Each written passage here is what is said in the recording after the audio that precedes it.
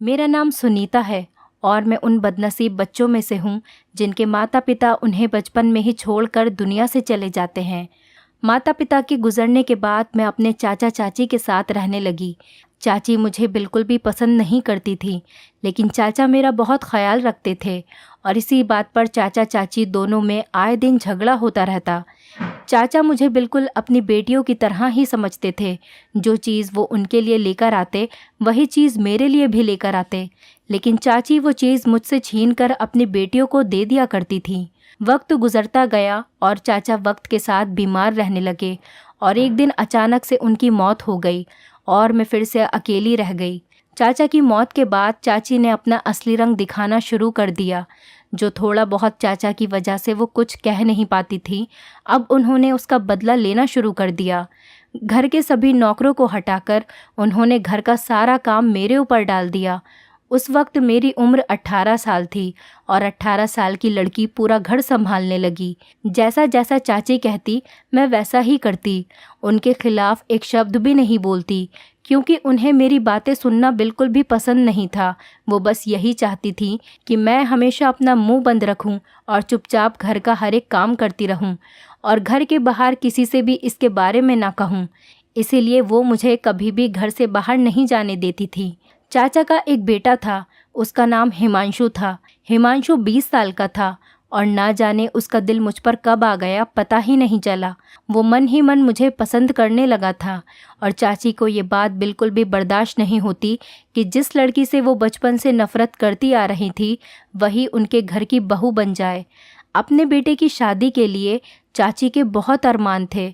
वो अपने बेटे के लिए एक पढ़ी लिखी, खूबसूरत और एक अमीर ख़ानदान की लड़की से शादी कराना चाहती थी और मैं तो गरीब लड़की थी जिसके माता पिता बचपन में ही गुजर गए थे और उन्हें मुझसे शादी करने पर दहेज में कुछ भी नहीं मिलता। वो ये बात बहुत अच्छी तरह से जानती थी। हाँ, लेकिन मैं बहुत खूबसूरत थी, इतनी खूबसूरत कि ख़ुद को शीशे में देखती तो हैरान होती, क्या सच में ये मैं ही हूँ?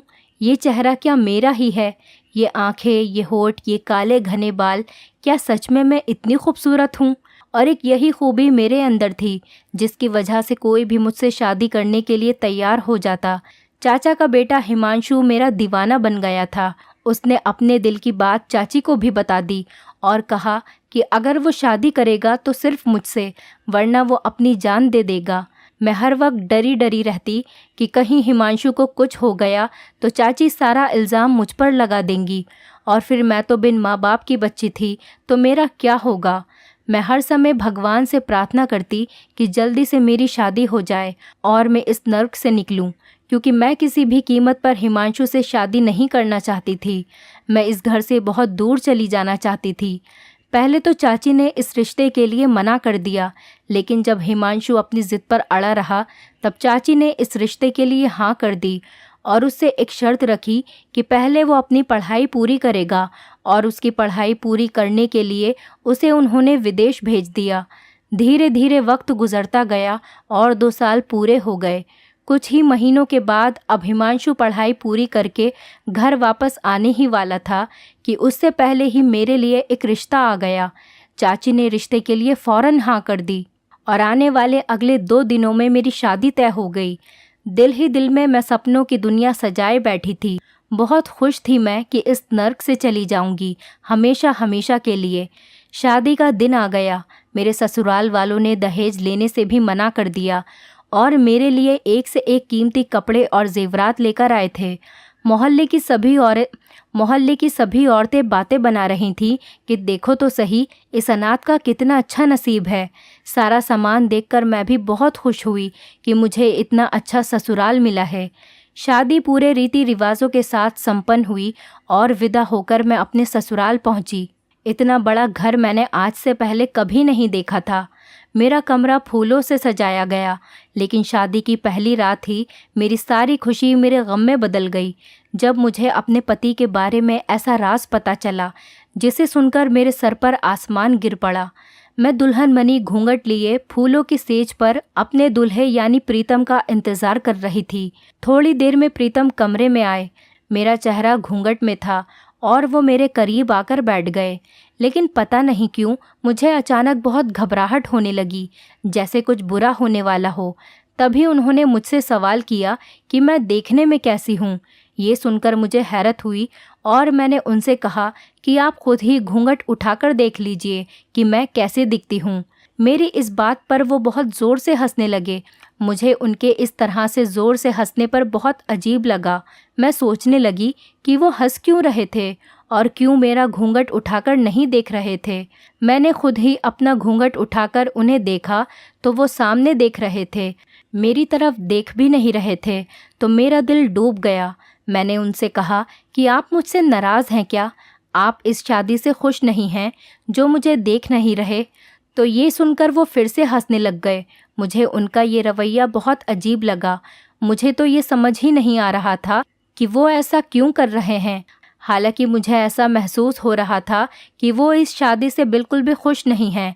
शायद ऐसा हो सकता है कि वो किसी और को पसंद करते हों और घर वालों की ज़बरदस्ती से उन्होंने मुझसे शादी कर ली, इसीलिए वो बार बार हंस रहे हैं। मैंने उनसे सवाल किया कि क्या आप किसी और को पसंद करते थे? तो वो फिर से हंसने लगे। अब तो मेरा दिमाग ख़राब होने लगा कि ये क्या तरीका है भाई। आखिर कौन अपनी दुल्हन से बात करने की जगह हंसता है। अगर मैं उन्हें पसंद नहीं थी तो पहले ही बोल देते, लेकिन अब हमारी सुहागरात पर ये हरकत, ये तो कोई भी गवारा नहीं कर सकता। मेरा दिल तो जैसे किसी गहरे कुएं में जा गिर गया था। मेरी पूरी कोशिश ये थी कि वो एक बार मेरा चेहरा देख लें तो यकीन है कि उस लड़की को भूल जाएंगे जिससे कि वो मोहब्बत करते थे, या फिर कोई भी बात थी तो मेरा चेहरा देखने के बाद वो सब भूल जाएंगे, क्योंकि मैं थी ही इतनी खूबसूरत। मगर वो सामने ड्रेसिंग टेबल की तरफ देख रहे थे।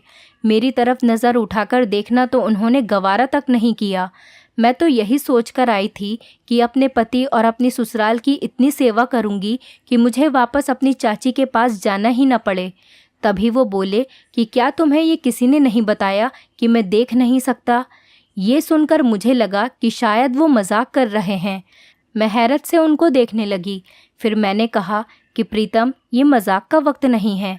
मुझे इस तरह का मजाक बिल्कुल भी पसंद नहीं और आपसे जुड़े हुए इस मजाक को तो मैं बिल्कुल भी बर्दाश्त नहीं करूँगी।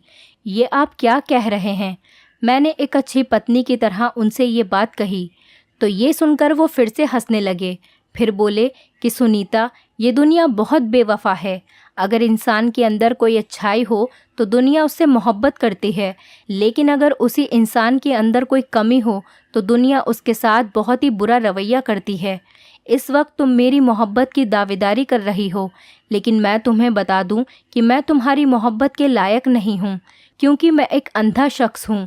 मैंने सबसे सुन रखा है कि तुम बहुत हसीन हो, लेकिन अफसोस मैं तो तुम्हारे हुस्न को देख ही नहीं सकता। प्रीतम बोलते जा रहे थे, लेकिन मुझे अभी भी महसूस हो रहा था कि शायद वो मजाक कर रहे हैं और मुझे उनके इस तरह मजाक करने पर बहुत गुस्सा आ रहा था। लेकिन थोड़ी ही देर में मुझे एहसास हो गया कि ये मजाक नहीं था, ये एक बहुत ही ख़तरनाक हकीकत थी और मैं अपनी आंखों से अपने पति को देख रही थी। मेरे सपनों का महल एक ही मिनट में ज़मीन पर आकर धड़ाम से गिर गया। मैं क्या सोचकर यहाँ आई थी और जिस इंसान के भरोसे आई थी, वो इंसान तो खुद ऐसा है कि उसे किसी और का सहारा चाहिए। वो मुझे सहारा कैसे देगा? मेरे साथ धोखा हुआ था, बहुत बड़ा धोखा, और ये धोखा मेरी चाची और मेरे ससुराल वालों ने मिलकर मेरे साथ किया था। मेरा ये सोच सोचकर गुस्से से बुरा हाल हो गया। मैं एकदम से खड़ी हो गई और कहने लगी कि आप लोगों को शर्म नहीं आई एक गरीब बिन माँ बाप की बच्ची के साथ इतना बड़ा धोखा करते हुए? मैंने उनसे कहा तो प्रीतम कहने लगे कि हमने तुम्हारी चाची को सब कुछ बता दिया था कि मैं देख नहीं सकता हूँ, और उन्होंने तुम्हें नहीं बताया तो इसमें हमारा क्या कसूर? तुम्हारे साथ धोखा हमने नहीं बल्कि तुम्हारी खुद की सगी चाची ने किया है। उन्होंने हमसे ये कहा था कि उन्होंने तुम्हें सब कुछ बता दिया है और तुम इस बात पर राज़ी हो। प्रीतम ने कहा तो मुझे गुस्सा आ गया। मैंने कहा, मैं राज़ी हूँ? क्या मैं राज़ी हो सकती हूँ एक ऐसे इंसान से शादी करने पर जो देख ही नहीं सकता? हे भगवान, मैं कहाँ जाऊँ? मैं तो अपनी तमाम कश्तियाँ जलाकर यहाँ आई थी और अब मेरे पास वापस जाने का कोई रास्ता नहीं बचा। मैं तो यहाँ ये सोच कर आई थी कि अब अपनी चाची के घर कभी दोबारा पलटकर नहीं जाऊंगी। और ये कहकर मैं ज़ोर ज़ोर से रोने लगी। प्रीतम चुपचाप अपने बिस्तर पर आकर सो गए। इसके बाद उन्होंने मुझसे कोई भी बात नहीं की और जल्द ही नींद की देवी उन पर मेहरबान हुई और वो सोते चले गए। और मैं हैरान और परेशान जागती रही। रात के न जाने कौन से पहर मेरी आंख लग गई कि मुझे पता ही नहीं चला। मेरी आंख खुली तो प्रीतम सो रहे थे। मेरे जागने की आवाज़ पर वो भी जाग गए। उन्होंने सहारा तलाश किया, लेकिन मैं इतने गुस्से में थी कि मैंने उन्हें सहारा देना भी ज़रूरी नहीं समझा कि मुझसे पहले भी तो अपना काम खुद ही करते होंगे। ये कमरा उनका था। अंदाजे के मुताबिक वॉशरूम चले गए, फिर थोड़ी देर बाद बाहर निकले। मैंने उनसे कोई बात नहीं की। उन्होंने मुझे पुकारा कि सुनीता, क्या तुम यहाँ हो? मैं कमरे में ही थी, लेकिन मैं खामोश थी। मैंने उनकी बात का कोई जवाब नहीं दिया। मेरा दिल इतना ख़राब हो चुका था जिसकी कोई हद नहीं थी। मैं 20 साल की खूबसूरत जवान लड़की थी और उस पर जुल्म ये हुआ कि मेरा पति अंधा निकला, जो मेरी खूबसूरती को ना तो देख सकता था और ना ही मेरी खूबसूरती की तारीफ़ कर सकता था। अपनी जवानी बेकार होने का दर्द सिर्फ मैं ही जान सकती थी। मुझे तकलीफ़ हो रही थी और मेरी तकलीफ़ कोई दूसरा जान ही नहीं सकता था। दिन ऐसे ही गुजरते गए।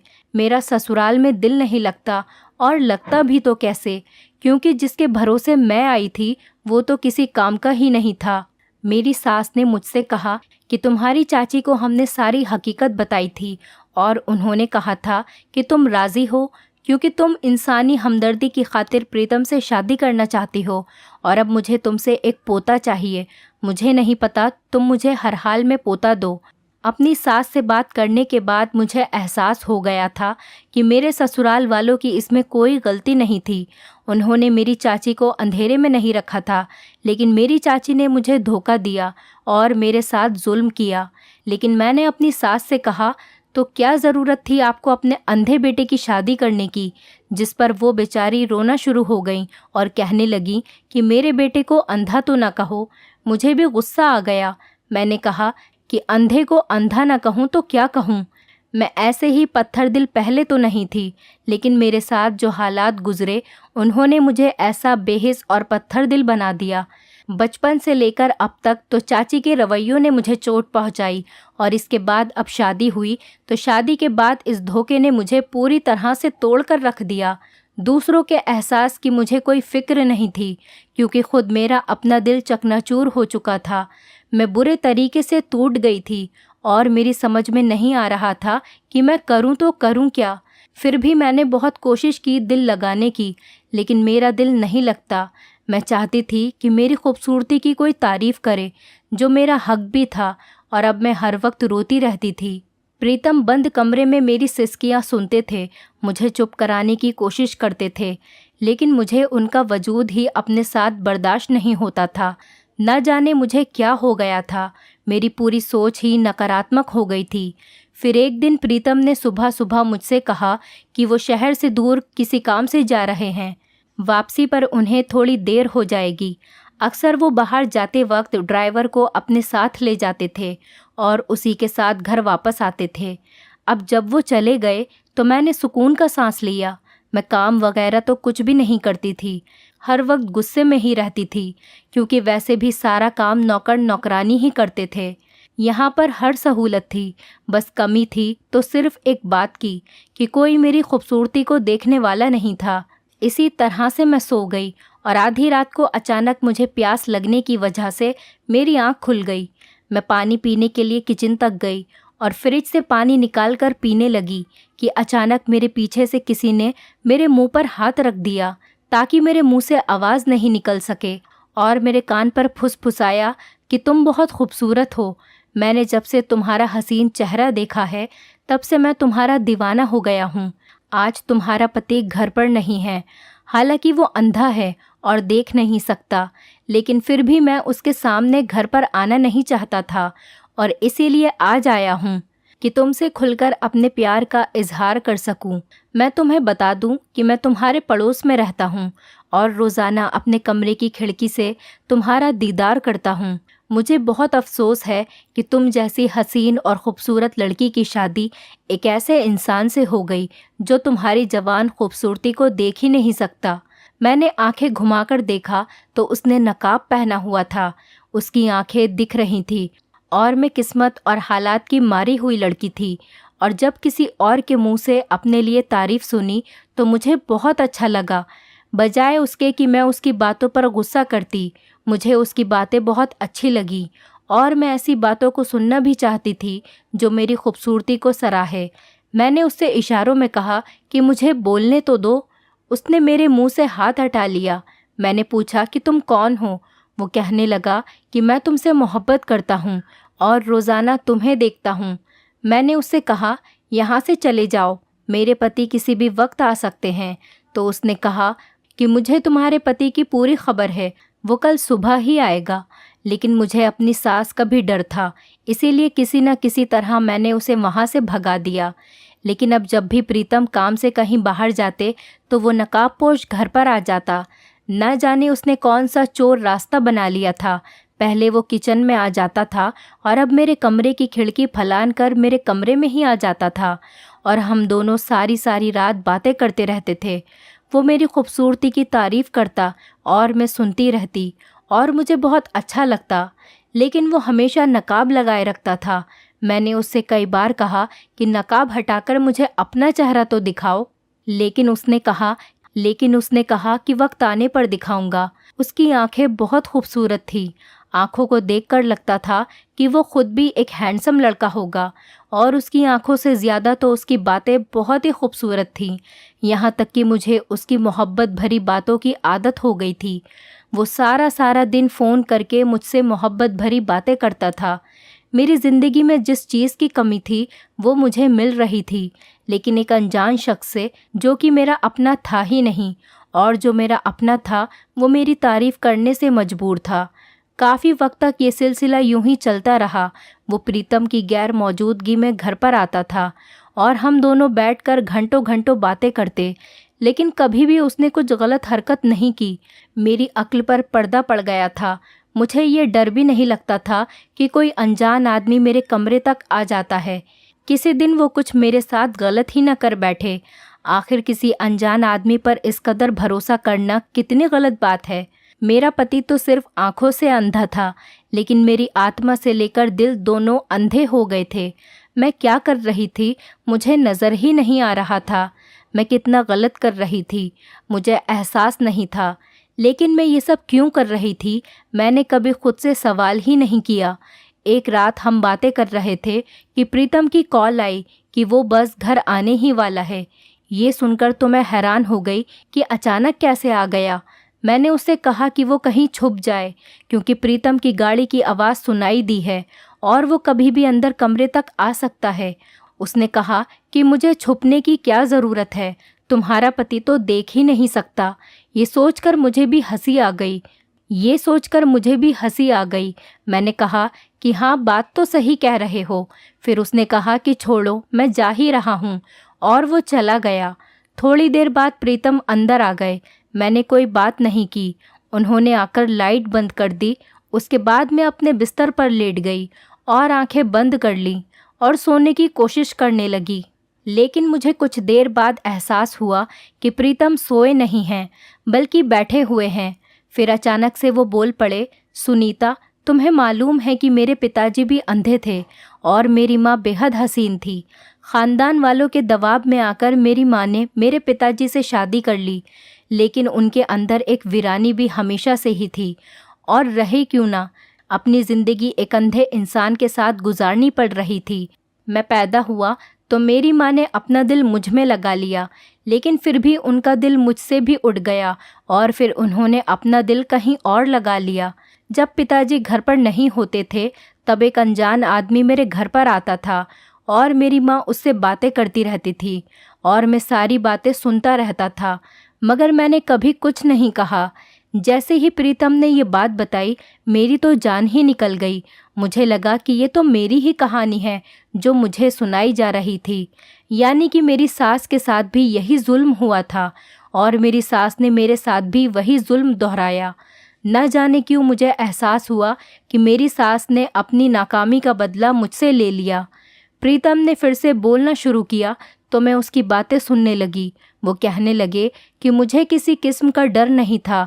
मेरा बचपन पूरी तरह से बर्बाद हो गया था, यहाँ तक कि मेरा लड़कपन और फिर मेरी जवानी आ गई। लेकिन वो आदमी ना जाने कहाँ चला गया था। फिर मैं और मेरी माँ थे और बस मेरी माँ ने दूसरा बच्चा पैदा करने की तकलीफ़ भी नहीं उठाई और इसी बीच मेरे पिताजी इस दुनिया से चले गए। सारी ज़िंदगी मेरे पिताजी को ये पता ही नहीं चल सका कि उनके पीछे घर में कोई और आता था और उनकी पत्नी से बातें करता था। फिर मेरी माँ इतनी ढीठ बन गई थी कि उन्हें मेरे पिताजी के होने या ना होने से कोई फ़र्क ही नहीं पड़ता था। वो आदमी मेरे पिताजी के सामने भी घर पर आता। अब क्योंकि पिताजी अंधे थे तो वो देख नहीं सकते थे, इसलिए मेरी माँ फ़ौरन उसे दूसरे कमरे में ले जाती और उनकी बातों की आवाज़ में दूर बैठा सुनता रहता। उस दौरान मुझे ये भी पता चल गया था कि वो मेरी माँ का कोई दूर का कज़िन था जो उनसे बेहद प्यार करता था और मुझे अपने पिताजी के लिए दुख होता था। मैंने उन्हें कुछ नहीं बताया। तुम जानती हो, मैं पैदाइशी अंधा नहीं था। मैं बचपन में देख सकता था और मैं अपनी आंखों से अपनी माँ की सारी हरकत सुनता और देखता रहता था। आहिस्ता आहिस्ता मेरी आंखों की रोशनी जाती रही क्योंकि ये अंधापन मेरे बाप की विरासत थी। मैं लड़कपन को पहुंचा तो बिल्कुल अंधा हो चुका था और मुझे इस बात की खुशी भी थी कि मैं अब अपनी माँ की कोई भी हरकत देख नहीं सकता। फिर मुझे एहसास हुआ कि मुझे ये सब नहीं करना चाहिए। मैं क्यों किसी और की वजह से अपनी ज़िंदगी में अंधेरा लेकर आऊं और अपनी ज़िंदगी को बर्बाद करूं। इसके बाद मैंने अपना इलाज शुरू किया और सुनीता, शादी की रात जब पहली बार मैंने तुम्हें देखा तो मैं तुम्हारे हुस्न को देखकर हैरान हो गया। ये कहते कहते प्रीतम खामोश हो गया और उसकी ये बात मेरे दिमाग पर धमाके की तरह असर कर गई कि वो तो अंधे थे, उन्होंने आखिर मुझे देखा कैसे। मैं एक झटके से उठकर बैठी और अंधेरे में उनके साए को देखती रही। आपने मुझे देख लिया? आप तो मुझे देख ही नहीं सकते थे क्योंकि आप तो अंधे थे ना। मुझे लगा कि शायद वो भी मजाक कर रहे हैं। तब प्रीतम ने आगे कहा कि मैंने लड़कपन के बाद ही अपनी आंखों का इलाज शुरू कर दिया था। मेरे साथ ज़्यादा मसला नहीं था। थोड़े से इलाज में ही और एक ऑपरेशन के बाद मेरी आंखों की रोशनी वापस आ गई थी और मैं सब कुछ देख सकता था। उसी दौरान मेरी माँ ने शादी की बात की और ये फैसला कर दिया कि मेरी शादी तुमसे हो जाए। और क्योंकि घर में किसी को पता नहीं था कि मेरी आंखों की रोशनी वापस आ गई है, इसीलिए उन्होंने लड़की का फ़ोटो दिखाना भी मुझे गवारा न किया और मैंने भी फ़ोटो देखने की कोशिश नहीं की क्योंकि मैं तो अपनी माँ से पहले से ही नाराज़ रहता था। जब हमारी शादी हुई तो मैं देख सकता था और मैंने तुम्हें देखा था, लेकिन मैं ये देखना चाहता था कि तुम किस तरह की पत्नी साबित होती हो। मेरे अंधेपन का सुनकर मेरा साथ देती हो या फिर मेरी पीठ पीछे मुझसे बेवफाई करती हो। लेकिन मुझे तुम्हारा रवैया देखकर बहुत अफसोस हुआ और मैंने तुम्हें छोड़ने का फ़ैसला कर लिया। तुम्हारे सामने अंधेपन का ड्रामा मैंने सिर्फ 1 महीने किया और 1 ही महीने में तुमने मुझे छोड़कर अपना एक आशिक बना लिया। प्रीतम की बात सुनकर तो जैसे मेरे सर पर आसमान गिर गया, मेरे पैरों के नीचे से ज़मीन निकल गई। सुनीता वो नकाबपोश कोई और नहीं, मैं ही था। उनकी बात सुनकर तो मुझ पर बेहोशी आने लगी कि मेरे साथ क्या हो रहा था। मुझे समझ ही नहीं आ रहा था कि मैं अपनी किस्मत पर कैसे मातम करूं। मुझे समझ ही नहीं आ रहा था आपने ये सब क्यों किया मेरे साथ। मैंने हिम्मत करके प्रीतम से सवाल किया। प्रीतम ने उठकर कमरे की लाइट ऑन कर दी और वो नकाब दराज से निकाला और अपने चेहरे पर लगा लिया तो मैंने देखा कि ये वही आदमी है जो मुझसे मिलने रोज़ आता था। मैं अपने पति की नफ़रत से इतनी ज़्यादा आगे बढ़ गई थी कि मैंने कभी उसकी तरफ गौर ही नहीं किया, यहाँ तक कि मैं उनकी आंखें भी पहचान नहीं सकी। तभी प्रीतम कहने लगे कि सुनीता, अगर मैं शादी के बाद किसी हादसे में अंधा हो जाता, क्या तुम तब भी किसी और से कांटेक्ट कर लेती? प्रीतम के इस सवाल ने मुझे शर्मिंदा कर दिया। मेरे पास बोलने के लिए कुछ भी नहीं था। मुझे तो बस ऐसा लग रहा था कि बस ज़मीन फट जाए और मैं उसके अंदर समा जाऊं। मुझे उस नकाबपोश से प्यार हो गया था और फिर वो मेरा पति ही था। और अब मैं आखिर जाऊं तो जाऊं कहाँ? मेरी समझ में कुछ भी नहीं आ रहा था। तभी प्रीतम ने कहा, सुनीता, मैं तुमसे नाराज़ नहीं हूँ।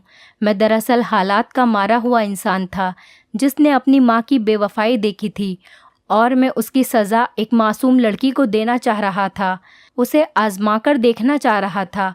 लेकिन आज मुझे एहसास हो रहा है कि मैंने कितना गलत किया।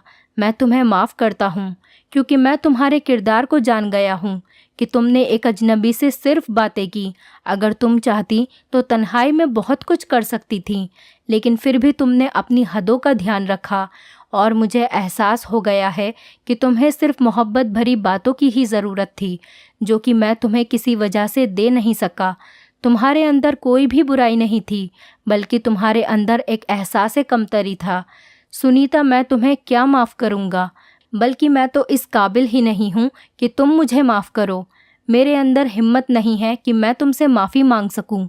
मेरे अंदर हिम्मत ही नहीं है कि मैं तुमसे माफ़ी मांग लूँ, क्योंकि गलत मैंने तुम्हारे साथ किया है, तुमने मेरे साथ नहीं किया। मैंने तुम्हें बेवजह झमेले में डाला और तुम्हारा इम्तिहान लिया जिसके तुम कतई हकदार नहीं थी। प्रीतम ने कहा तो मैं रोते हुए उनके गले से लिपट गई और मैंने उनसे कहा कि मैंने आपको माफ़ कर दिया और वो भी मुझे माफ़ कर दें। दोस्तों, उम्मीद करती हूँ आपको हमारी कहानी पसंद आई होगी। कहानी पसंद आई है तो वीडियो को लाइक करें, चैनल पर नए हैं तो चैनल को सब्सक्राइब करें और हाँ, नोटिफिकेशन बेल को ज़रूर दबाएं ताकि अगली अपडेट सबसे पहले आपको मिले।